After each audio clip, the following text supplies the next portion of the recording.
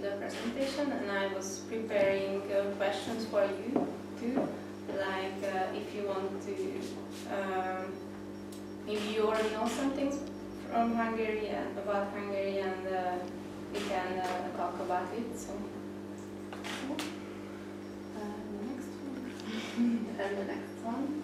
So the first statement, and Hungarians are originally from Scandinavia. What do you think? Is it true or not? Who thinks that yes? Kdo si myslí, že pochází původem ze Skandinávie? Only one.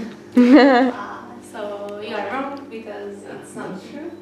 So Hungary is part of the Uralic speaking people, and actually we come originally from the area of Western Siberia, and we are closely related with Finnish and Estonian in our languages, and it's very unusual actually because we are in the Carpathian basin. We are all surrounded by Slavic speaking people and Indo-European languages. So I have a video after this about our language, so let's watch it.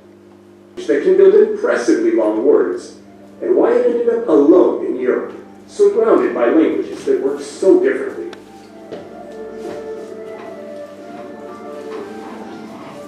Central Europe, a patchwork of nations with jagged borders. Let me switch to a language map though. What do you see? Probably still patches. A patch of German, a Romance language, some Slavic languages, and this patch here, Hungarian. Now look again at this map of language families. That Hungarian patch is a language island surrounded on all sides by Indo-Europeans. After I learned about this isolation and then calculated out how long Hungarian words are, I just had to try out a magyar nyelv, the Hungarian language, for myself. I am not Hungarian though. Practice along and correct me, but this tale is too good not to share.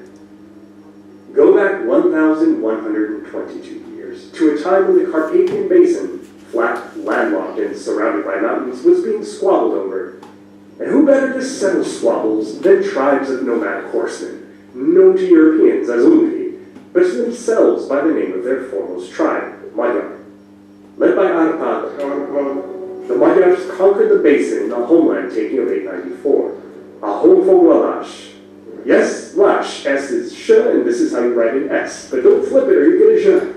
Hungarian. For decades after, these masters of the bow and the stirrup consolidated their rule, drove a wedge between South Slavic and the rest of Slavic, and rattled nerves all the way to Italy, France, and Spain.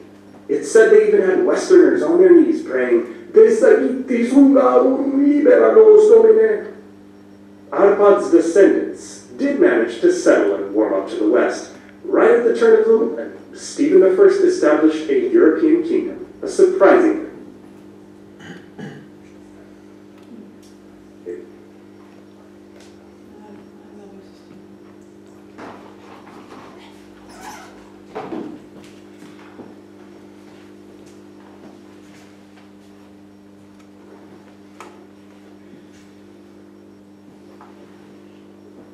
Adventure. Those languages stretch words by taking a base word and compounding it with another base. Like say you have two towns, Buna and Pest, and you smash them together into one name. But that's not the reason Hungarian pops out long words left and right.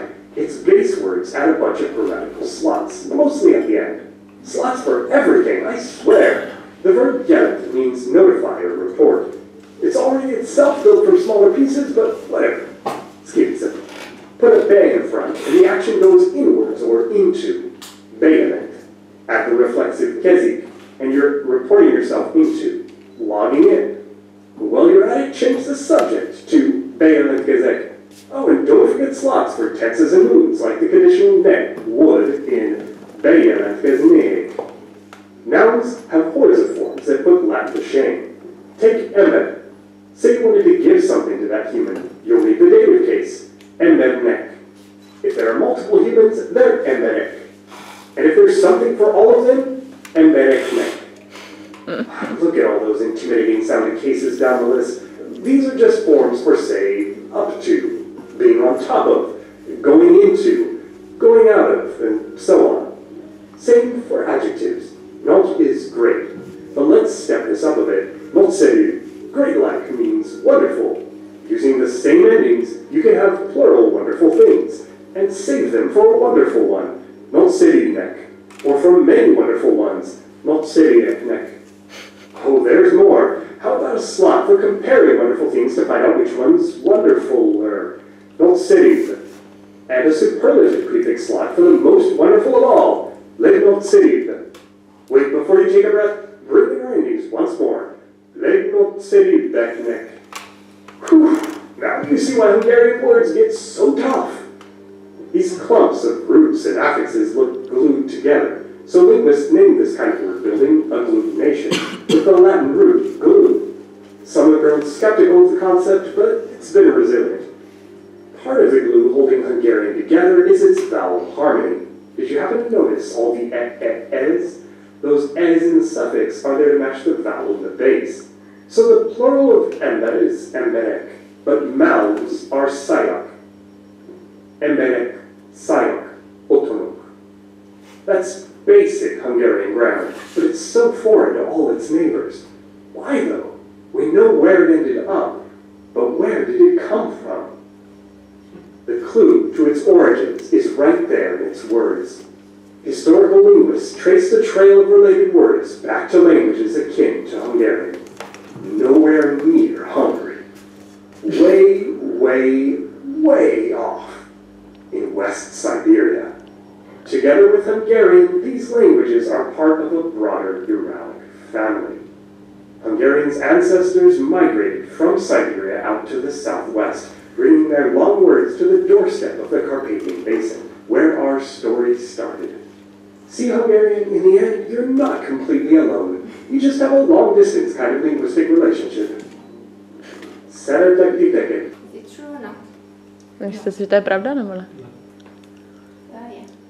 It's not true. Není to pravda. So the next one.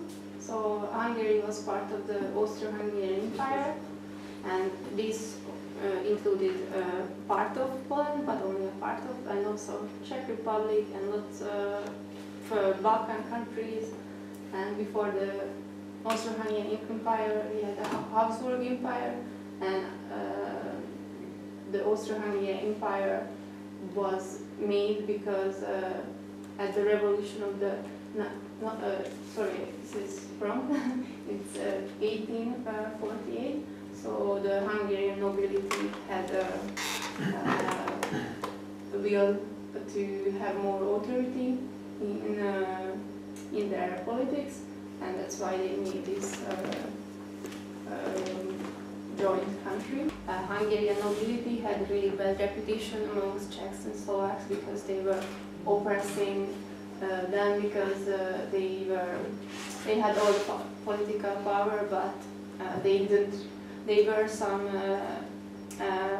laws for minorities, but actually there is still a feeling that the nobility was oppressing the people, but it's also true for the Hungarian people, the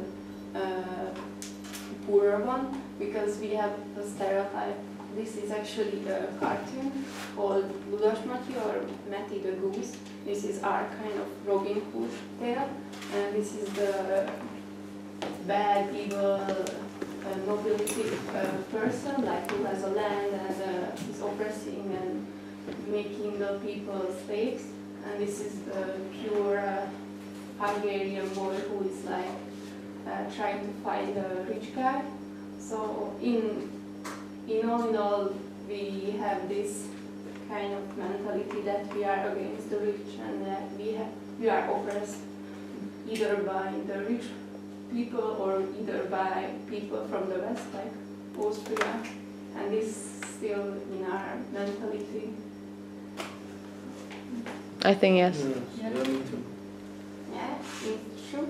So, yeah, I can talk about it. So, there are Hungarian communities everywhere around Hungary because Hungary used to be quite big, and there were Hungarians, actual Hungarians living in Slovakia, now what we know in Slovakia, Romania, Ukraine, and Croatia. and we were all separated from our home country. And actually, I'm also from Slovakia, so I wasn't born and raised in Hungary, but this happened after the Austro-Hungarian Empire was crushed, and we are left with a smaller country than we used to have. And we already have the next fact. We were allies with Russians during the World War II. What do you think? Byli jsme vlastně za dobře s Ruskem v době druhé světové války. Je to pravda nebo lež? No, it's not true. You are right. Nebyli spojenci. So we were allies with Germany, and we were in the wrong side of history again. Byli spojenci s Německem a byli na špatné straně znova. And we also had fascists in the country, but actually the deportation of Jews were kind of late in Hungary because there were laws protecting them. But all in all, we were like accomplices in this, and still we, as a nation, we don't really recognize this, or we are trying to forget it, and we are trying to say that we were occupied by Germany, but it's not completely true.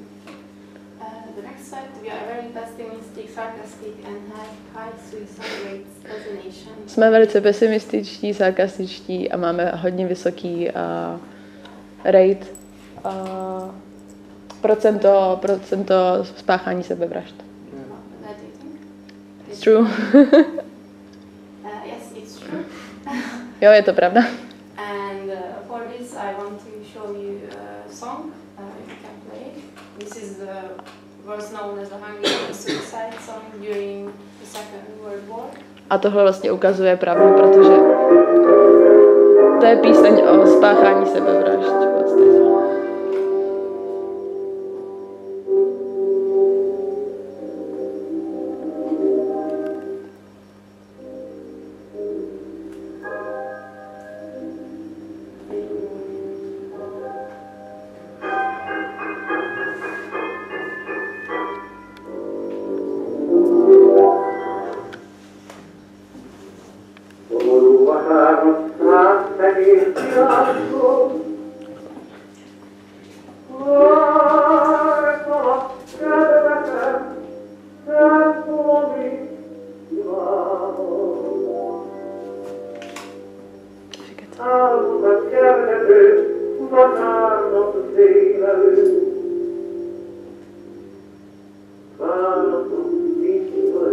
So the story behind this song is that it's a composer and Nich and on the next slide made this song. This is the translation of the lyric, and there was a writer of the lyric, and there was a composer, and this song became very famous because there was a gossip that a lot of people committed suicide when they were listening this, and it's also related to the times, like it was during the Second World War, and everybody was very melancholic and felt like gloom and darkness, and the lyrics is actually about a lost lover, and that I'm so heartbroken that I don't want to live anymore.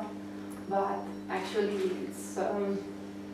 it says more about the times of the Second World War. The era of socialism was stable. What do you think? Tak další věta, jestli vlastně socialismus byl stabilní. Jakže? Jestli vlastně ten režim socialismus byl stabilní v té době v Maďarsku.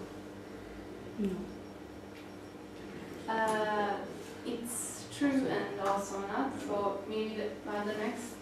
Je to z části pravda a z části ne. So I wanted to talk about this film, Love, and this is a film about made in the 1970s, but it's about the 60s in Hungary. So it was, we had earlier the revolution like you did in Czech Republic in '56, and after at 56 everybody was joyful that we can change the regime, but it didn't happen, and they were very cruel things which happened of people who were in the revolution, and a lot of them were in prison. And after this, like people just were very, very sad, and they were not really hopeful that anything can change for the future. And the socialism was basically like kind of long and dreadful for people, and they had throughout this feeling that they cannot change anything, and politics, it's not about them, and they just basically got used to it. This is Viktor Orbán. He's our prime minister, but he was one of our revolutionary guy during the change of regime, but now he's completely against his own beliefs about democracy, and he really changed his politics. Now he's really have a right-wing ideologies and like very populist, and he is very popular, but not with everybody, and you don't have to think that everybody is voting for Orbán, because it's not true. But our voting system is that even though less people are voting for him, he's still winning because he manipulated the voting system. And this second guy, is Ferenc Gyurcsány, our previous prime minister. He's a social democrat, but he represents the opposition towards Orbán. But he was a very bad prime minister, and he had a big scandal that he had a speech within his own party, but he said that, oh, we fucked up the country, and this did that. And since this, the opposition, the left wing, it's kind of hopeless, and nobody believes that they can govern the country. And this is kind of, for us, it's a comic figure, but it's really tragical that this man going the whole left wing in Hungary, actually. And this is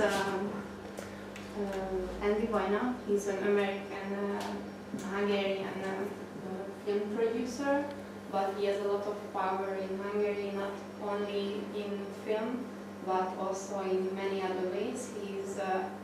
He's owning a TV channel, and this TV channel is basically showing news which is good for Orbán, and it's good for the current government, and they are not critical, they are basically selling propaganda. And he's also head of the Hungarian Film Fund, which now works quite well. I mean, there are good films coming out, but he is still a controversial figure. And this is Louis Mészáros. He actually was a neighbor of our prime minister, and he's kind of a local worker. He was not a businessman at all. Before Orbán came to power, he was just a regular repairman, and now he's the richest man in Hungary. And because there are a lot of grants from the European Union, and he's winning all of them. He's buying all these businesses like hotels and everything, and he got so rich. He's got rich faster than Mark Zuckerberg.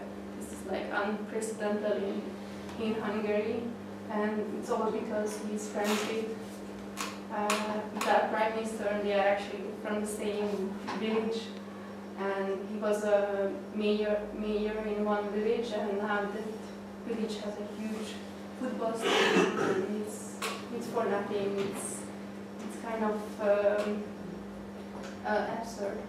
and he's a figure who is representing our country now, and he also owns a lot of local media and basically like most of media now, so it's very upsetting. In fact, the protest against Orbán are successful, what do you think? A poslední, jestli si myslíte, že protesty proti tomu politikovi, tomu vlastně premiérovi jsou úspěšní? No, it's not. We have tons of protests, but now everybody is kind of